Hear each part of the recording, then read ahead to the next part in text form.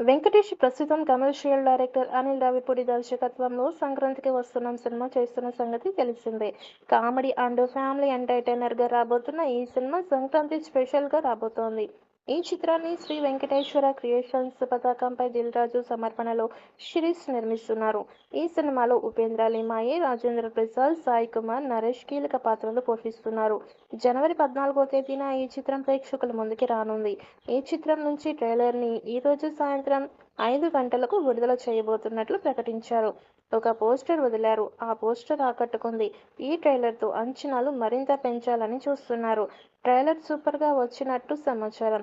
కామెడీతో పాటు elevations, emotions అంశాలు కూడా ఉంటాయి అని తెలుస్తోంది. ఇప్పటికే ఆయన అనిల్ రావిపూడి దర్శకత్వంలో F2, F3 సినిమాలు మంచి విజయాలు సాధించాయి. దాంతోపాటు మరొకసారి హ్యాట్రిక్ విజయాన్ని నమోదు చేయాలనే ఉద్దేశంతో వీళ్ళిద్దరూ కలిసి సంక్రాంతి బరిలో నిలిచారు.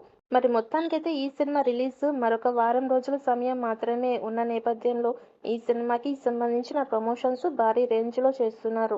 ముఖ్యంగా అనిల్ రావిపూడి ప్రమోషన్స్ బాధ్యతలు తీసుకొని తానే స్వయంగా కొన్ని స్క్రిప్ట్ చేసి వాటి రూపంలో ప్రమోషన్స్ చేయడం విశేషం. ఈ సినిమా నుంచి వచ్చిన గోదావరి గట్టు మీద సాంగ్ అయితే భారీ రెస్పాన్స్ సాధించుకొని ముందుకు సాగుతున్న విషయం తెలిసిందే. అయితే ఈ సాంగ్లో కానీ సినిమాలో కానీ వెంకటేష్, ఐశ్వర్య రాజేష్ల మధ్య కెమిస్ట్రీ బాగా వర్కౌట్ అయిందని దర్శకుడు అనిల్ రావిపూడి పలు సందర్భాల్లో తెలియజేశారు. వీళ్ళిద్దరి మధ్య కూడా అలాంటి ఒక కెమిస్ట్రీ వర్కౌట్ అయిందని చెప్పారు.